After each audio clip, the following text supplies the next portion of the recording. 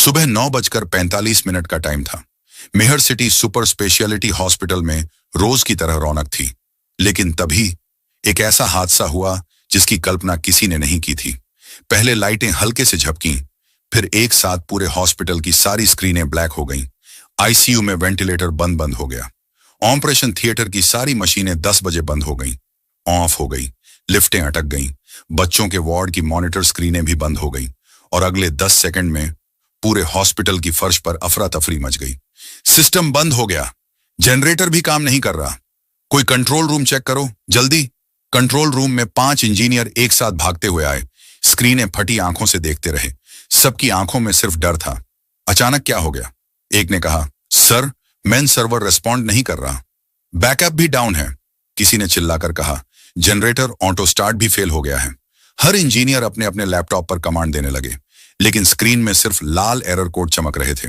Hospital में curfew जैसा माहौल हो गया। नर्सें भाग रही थीं, डॉक्टर मरीजों को शांत कर रहे थे। ओपीडी के बाहर लोग चिल्ला रहे थे। हर कोई डरा हुआ था कि सिस्टम कब वापस आएगा। हॉस्पिटल का मालिक अमित राठौड़ घबराया हुआ भागते हुए आया। ये क्या हो रहा है? पूरा हॉस्पिटल बंद पड़ा है। कितनी बड़ी बदनामी हो जाएगी। मरीज मर जाएंगे, लोग हल्ला करेंगे। मुख्य इंजीनियर कांपते हुए बोला, सर, समझ नहीं आ रहा, जब तक सिस्टम जवाब नहीं देगा हम कुछ नहीं कर सकते। अमित राठौड़ ने चीख कर कहा, स्पेशल टेक्निकल टीम को कॉल करो, दिल्ली से टीम बुलाओ, जो भी करना पड़े करो। 5 मिनट बाद साइबर टेक की स्पेशल टीम हॉस्पिटल में पहुंच चुकी थी। हर कोई लैपटॉप खोलकर बैठ गया, लेकिन 1 घंटा बीत गया, फिर भी सिस्टम एक बार भी ऑन नहीं हुआ। अब पूरे हॉस्पिटल में एक ही बात फैल गई थी, सिस्टम शायद हैक हो गया है। गलती कोई बड़ी है, शायद वापस ही ना आए। उसी समय हॉस्पिटल से 4 किलोमीटर दूर सरकारी स्कूल की छुट्टी हो चुकी थी। सफाई कर्मचारी रघु हमेशा की तरह अपनी 15 साल की बेटी सिया को लेने गया। सिया बाहर आई तो पसीने से भीगी हुई थी। बोली, बाबा, आज बहुत ही गर्मी है, चलो जल्दी घर चलें। रघु उसके माथे से पसीना पोंछते हुए बोला, चल बेटा, घर ही चलते हैं। हॉस्पिटल में आज बहुत मुसीबत है। सिया ने जिज्ञासा पूर्वक पूछा, कौन सी मुसीबत? पूरे हॉस्पिटल का सिस्टम बंद हो गया, बड़े बड़े इंजीनियर बुलाए हैं, पर कुछ ठीक नहीं हो रहा। सिया ने तुरंत बैग कसकर पकड़ा। उसकी आंखें अचानक चमक उठी। बाबा, मैं हॉस्पिटल चलूं? देखना है कि क्या समस्या है।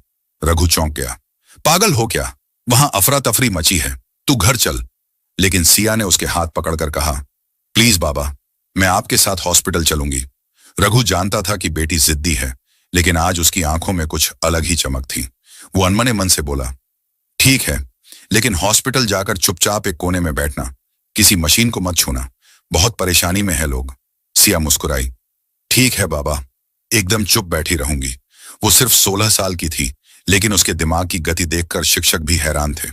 उसके पापा ने कबाड़ से एक पुराना लैपटॉप खरीदा था घर में पढ़ाई के लिए, लेकिन सिया ने उस पर पूरी नई दुनिया सीख ली। वो रोज स्कूल से आकर पुराने इंटरनेट वीडियो देखती, सिस्टम, कोडिंग और नेटवर्क सीखती थी। और सॉफ्टवेयर कैसे काम करता है, सिस्टम क्यों फ्रीज होता है, नेटवर्क क्यों बंद होता है, और प्रोग्रामिंग की छोटी छोटी स्किल्स। रघु सिर्फ इतना समझता था कि मेरी बेटी लैपटॉप पर कुछ पढ़ती रहती है, लेकिन असलियत यह थी, वो एक छोटी कंप्यूटर जादूगर थी। दोपहर 12:45 पर पिता बेटी हॉस्पिटल पहुंचते हैं। हॉस्पिटल में अभी भी हाहाकार मचा था। हर तरफ लोग भाग रहे थे। डॉक्टर्स सिर पकड़कर बैठे थे। इंजीनियर पसीने में डूब रहे थे। रघु ने सिया को पीछे के कॉरिडोर में एक बेंच पर बिठाया। यहां बैठ, कोई उठने की जरूरत नहीं है, मैं अपनी ड्यूटी चेक करता हूं। सिया ने सिर हिलाया, लेकिन उसकी आंखें लगातार हर तरफ घूम रही थीं। हर अलार्म बीप, हर मॉनिटर ऑफ, हर इंजीनियर की चीख।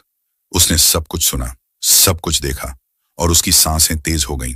वो धीरे से बोली, यह समस्या सामान्य नहीं है। धीरे धीरे उसकी नजरें कंट्रोल रूम की तरफ उठी, जहां अंदर 8 इंजीनियर, 3 टेक्नीशियन और 2 स्पेशल टीम के एक्सपर्ट बैठे थे। लेकिन सब हार चुके थे। इंजीनियर चिल्ला रहा था, सिस्टम लॉक हो गया है, हम सर्वर में घुस ही नहीं पा रहे। मालिक जोर से बोला, अगर सुबह तक सब ठीक नहीं हुआ, हॉस्पिटल बंद करना पड़ेगा। यह सुनकर सिया का दिल बैठ गया। उसने फुसफुसाकर कहा, अगर सिस्टम लॉक है तो शायद मुझे पता है यह क्यों हो रहा है। उसकी आंखों में चमक थी, एक अजीब सी समझ। कुछ सेकंड के लिए उसने अपने पिता की तरफ देखा, फिर कंट्रोल रूम की तरफ, जैसे उसे अंदर जाना ही है। सिया की आंखों में वही चमक, वही अजीब सी समझ थी जो किसी बड़े टेक्निकल एक्सपर्ट में होती है, लेकिन वो सिर्फ 16 साल की थी। उसने कंट्रोल रूम की ओर देखा, जहां बाहर ऑथोराइज्ड पर्सन ओनली का बोर्ड लगा था और अंदर दर्जनों स्क्रीनें काली पड़ी थीं। उसने धीरे से सांस ली। अगर ये वैसा ही एरर है जैसा मैंने अपने लैपटॉप में देखा था, तो शायद। लेकिन वो वाक्य पूरा नहीं कर पाई। उसने सिर्फ एक पल अपने पिता को देखा। रघु अभी भी डर में था। कॉरिडोर में खड़े खड़े सबकी आवाजें सुन रहा था। मरीजों की चिल्लाहट, डॉक्टर्स की परेशानियां, इंजीनियरों की असफलताएं। उसके माथे पर पसीना था। सिया को यह देखकर दिल में कसक हुई। वो उठ खड़ी हुई, लेकिन फिर रुकी। उसे याद आया, पिता ने क्या कहा था, कोने में बैठना, कुछ मत छूना। वह वापस बैठ गई, लेकिन दिल उसके बस में नहीं था। उसने देखा, एक नर्स तेजी से भागी और बोली, आईसीयू में बच्चे का वेंटिलेटर ऑटो स्टार्ट नहीं हुआ। एक डॉक्टर गुस्से में बोला, कितनी देर से सिस्टम का इंतजार कर रहे हैं, इतने बड़े हॉस्पिटल में ऐसा कैसे हो सकता है। एक और तरफ हॉस्पिटल मालिक चिल्ला रहा था, लाखों रुपए दिए हैं इस सिस्टम पर, फिर भी बंद हो गया।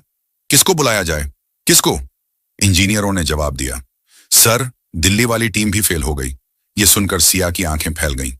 दिल्ली की टीम भी? मतलब मामला बहुत बड़ा था। अंदर से एक इंजीनियर चिल्लाया, ओवरलोड हो गया सिस्टम। अगर हमने इसे जबरदस्ती ऑन करने की कोशिश की तो पूरा सर्वर फट जाएगा। सिया के मन में हलचल बढ़ती गई। वो खुद को रोक नहीं पाई। धीरे धीरे उठकर कंट्रोल रूम के थोड़े करीब चली गई, ताकि अंदर हो रही बातें सुन सके। अंदर एक आदमी गुस्से से बोला, जिसने भी ये बनाया था उसने बेकार कोड लिखा है। दूसरा बोला, नहीं, ये कोड खराब नहीं, किसी ने सिस्टम को हैंग कर दिया है। तीसरा हांफते हुए बोला, लगता है पूरा सिस्टम लूप में फंसा है, लेकिन हम कमांड दे ही नहीं पा रहे। लूप शब्द सुनते ही सिया की भौहें उठ गईं। लूप, उसने अपने आप से बुदबुदाया। अगर सिस्टम अनंत लूप में फंसा है तो सर्वर रिस्पॉन्ड ही नहीं करेगा और बाकी सब ऑटो स्टार्ट भी ब्लॉक हो जाएगा। ये वही चीज थी जो उसने घर पर कई बार हल की थी अपने पुराने लैपटॉप में, लेकिन यहां ये एक पूरा हॉस्पिटल था। अचानक रघु ने पीछे से आवाज लगाई, सिया, क्या कर रही है तू? सिया चौंक गई। वो जल्दबाजी में वापस भागी और बेंच पर बैठ गई, जैसे वो तो बस बैठी ही थी। रघु परेशान था। बेटा, मैंने कहा था ना, जरा भी इधर उधर मत घूमना। यहां बहुत बड़ी समस्या है।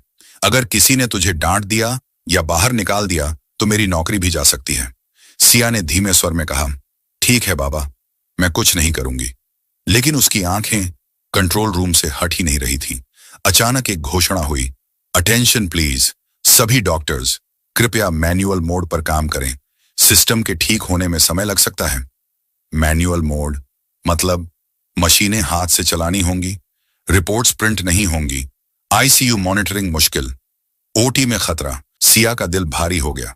उसने धीरे से कहा, अगर थोड़ी देर और सिस्टम बंद रहा तो कुछ मरीजों की जान जा सकती है। उसका छोटा दिल डर से सिकुड़ गया। तभी कंट्रोल रूम से एक और आवाज आई, हमें पूरा सिस्टम रीसेट करना होगा। अगर ऐसा किया तो सारी फाइलें उड़ जाएंगी। हमारे पास कोई और तरीका नहीं, मालिक चिल्लाया। रीसेट करो। लेकिन एक सीनियर इंजीनियर रो पड़ा, सर, रीसेट किया तो हजारों मरीजों की पुरानी रिपोर्ट्स, टेस्ट हिस्ट्री, प्रिस्क्रिप्शन सब डिलीट हो जाएगा और पूरा हॉस्पिटल इस बार सच में डर गया। सिया की उंगलियां कांपने लगीं।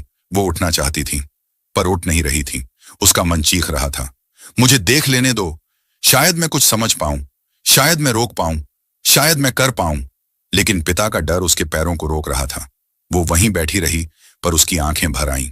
काश मैं कुछ कर पाती।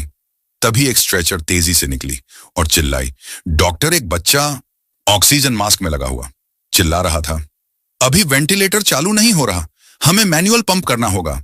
सिया का दिल टूट गया। उसने भागकर उस बच्चे को देखा। उसकी सांस तेज चल रही थी। सिया के कदम अपने आप कंट्रोल रूम की तरफ मुड़ गए। इस बार वो रुकने वाली नहीं थी। उसने एक गहरी सांस ली और धीरे धीरे कंट्रोल रूम के दरवाजे तक पहुंच गई। गेट खुला ही था। अंदर इंजीनियर उलझे हुए थे। किसी को ध्यान भी नहीं था कि एक छोटी लड़की अंदर खड़ी है। सिया ने अंदर झांका।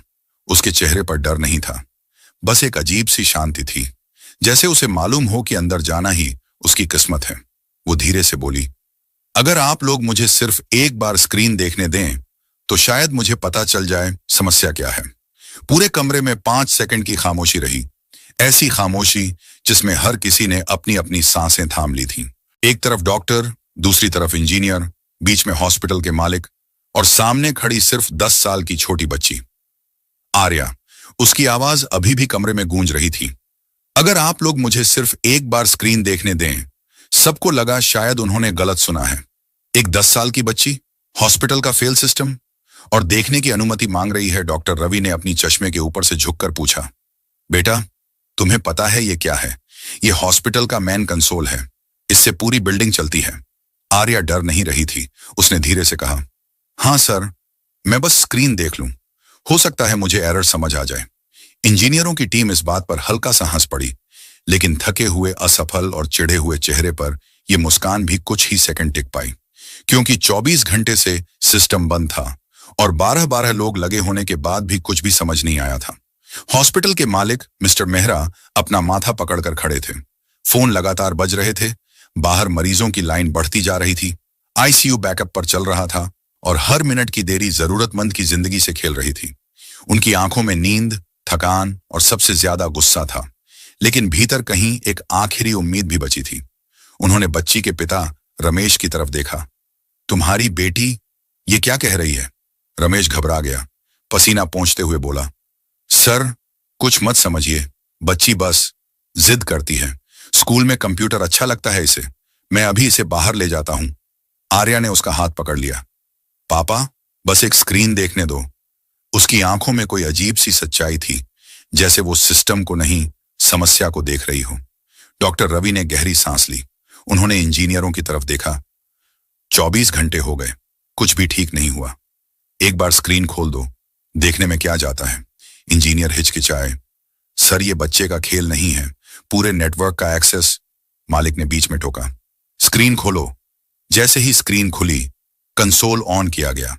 स्क्रीन पर वही लाल error, system failure, code 09311A पूरे कंट्रोल सिस्टम को जकड़े हुए था।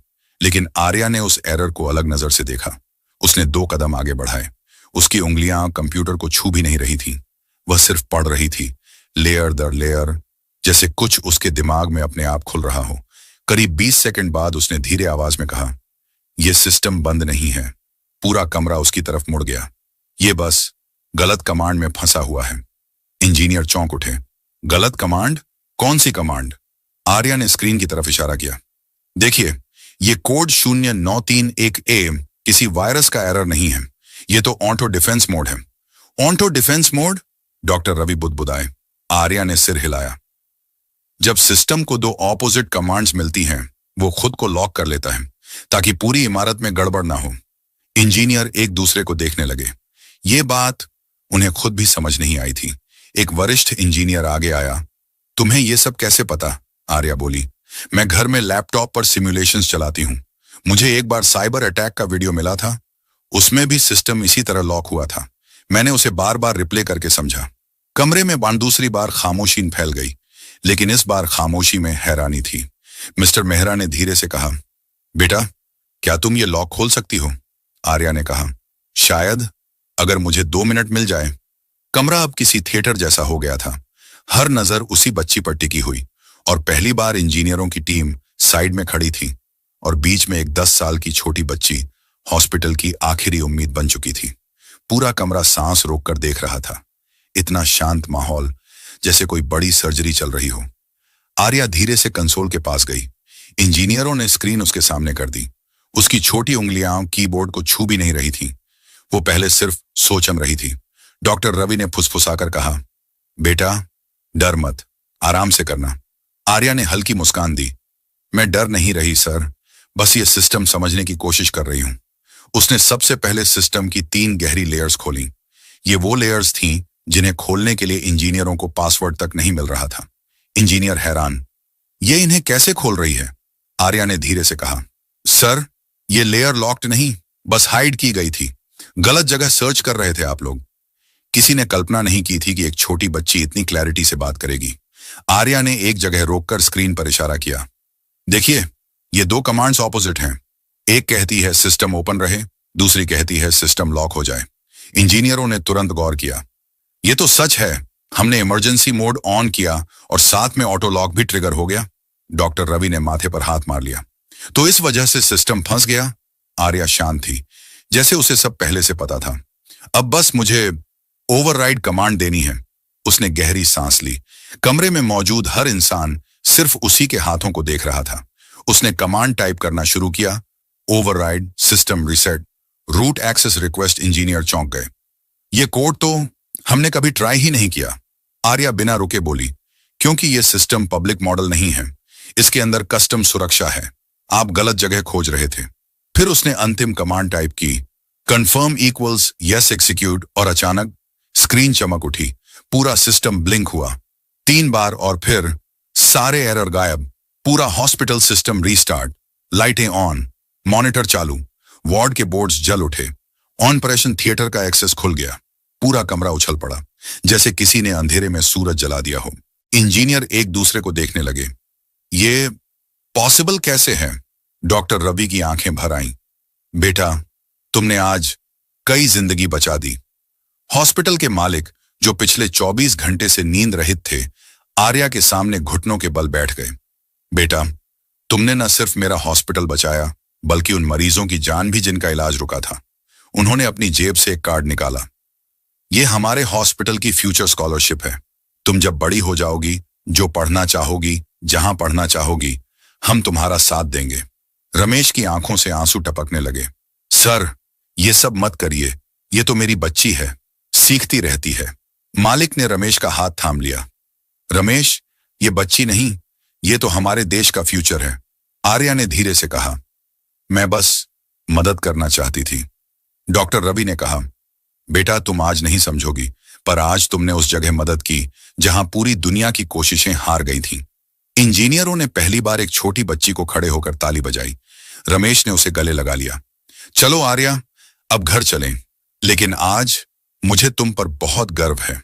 हॉस्पिटल की लाइटें चमक रही थीं और बीच में 10 साल की वो बच्ची जिसने अपने दिमाग से पूरा सिस्टम वापस जिंदा कर दिया था।